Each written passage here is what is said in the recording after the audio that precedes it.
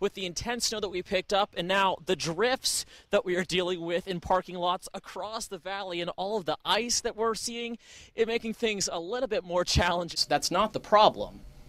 The issue is they're experts in uploading content to social media and the internet, and relatively less familiar with Word documents and spreadsheets. Hey everybody, Channing Frampton here in downtown Harrisonburg, right in front of the Harrisonburg 911 Center. You can see behind me the police and rescue teams are trying to get a woman out of a car that was just hit. You might think that thieves are going to bust down your door or break through the window to get into your house.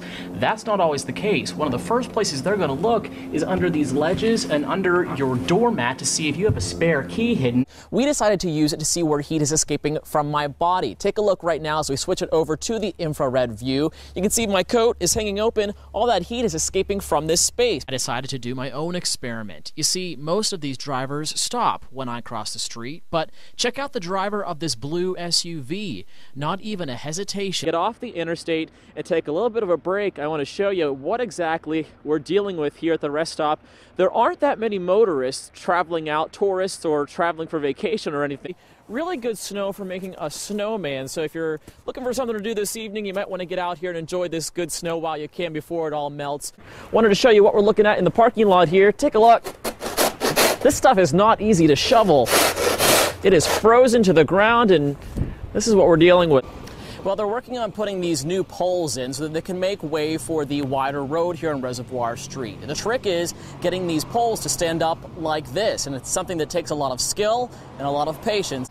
Well, this crash happened around 10:30 this morning. Apparently, there was a car that was coming from East Elizabeth Street. A station wagon was pulling onto North Main Street. At the same time, a Rockingham County Sheriff's Deputy Cruiser was coming up North Main Street responding to a call. That's when the two cars collided. We'll see these red lights start flashing. That means the cars have to stop, but it also means that these cameras on the side of the bus are rolling. This is the green car that the Furloughs say lost them hundreds of dollars when a scammer got a hold of their information and tricked them out of their money. I want you to take a look down here. We'll go down and look down to the south. You can see that both lanes heading southbound are actually pretty clear. Well, have you ever wondered what the inside of a Walmart truck looks like? Well, this is it. Unfortunately, this truck is empty right now, and we're trying to fill it for Toy Convoy 2014. Yeah, this is the building that a lot of people say could be haunted, in fact, because it has such a hard time keeping businesses open here. We talk about these men and women a lot, but to see it on that personal level and someone that walked the same hallways as they did, it makes it real. Parents' worst nightmare is somebody forgetting their child. And the nightmare of losing a child became all too real for Margaret Anderson. Her son Bucky was killed while serving in Afghanistan in 2010. There's not a minute that goes by that we don't think of Bucky. You know, it's the memories, or a song comes on the radio, you're pulling over, you're crying. And every year since 2009, Broadway high school football coach Brad Lutz holds ceremonies like this to make sure the memories live on. It's been a very rewarding part of my career as a coach, and it's been very rewarding for our football team to be involved in the tribute and to get even closer to the Anderson family. Coach Lutz lost a friend of his own to the war, Clarence Adams. He works to keep his memory alive too. When I asked the coach about why he does these special tributes, he says it's about much more than just a good football game. It's about teaching these players and everybody in the stands what it means to give a true sacrifice. And I think we misuse that word a lot of times because the word sacrifice to a football coach isn't used the same as the word sacrifice that maybe Clarence Adams' family uses it as, or the Anderson family uses that. And it's that lesson that he's teaching on this field.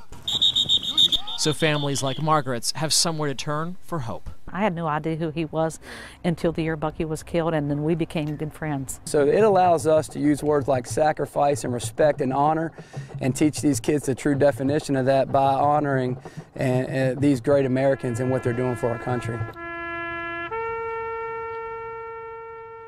Someone's going to get killed or really injured, and then it's going to be, I'm sorry, it's private property. We've been trying for help. Michaeline Pratcher is talking about this hole in her driveway. It's been here since the floods earlier this month. They blame Norfolk Southern for the mess. We've been flooding on and off with the railroad ever since we bought this property. They say this major hole created in their driveway, which is the only way to and from their house, was created when water backed up the stream from a culvert running under the Norfolk Southern Railway. They've been working with the railroad for about 3 years to fix the problem, and they say they're fed up. When the water floods and it backs up, not only affects us, but it also affects our neighbors. Norfolk Southern says it's aware of the problem, and they're working to fix the culvert. In the meantime, our engineering department engineering a new culvert, and they say from start to finish, it would take about 4 to 5 months. They add that work is scheduled for this year, but that's not soon enough for this family, which has been cut off from fire, rescue, and other vital services. It's taken a toll on us all. Which is why they hope they can get help from someone soon. In Warren County, Channing, Frampton, WHSV. Yeah, guys, this is the house that that fire was involved in. 2-year-old Christian Cruz died in this house. It's still standing months after that fire broke out last June. In court today, his mother, Sherry Lee Cruz. She is accused of first-degree murder, arson, 4 felony counts of child neglect, and a felony murder count. Now, they chose 14 jurors today in the Winchester Circuit Court, and they are trying to figure out, is she guilty or not of those charges, even though during her arraignment today, she pleaded not guilty. Now, this trial is set to continue into tomorrow, and the judge says it could go as many as 1 or 2 extra days, so we could be tracking this trial as it continues throughout the week. And Sherry, again, is accused of setting fire to this house, which led to that death of 2-year-old Christian Cruz back in June. So we'll be tracking this trial as it continues to develop online and on social media, and, of course, on the air.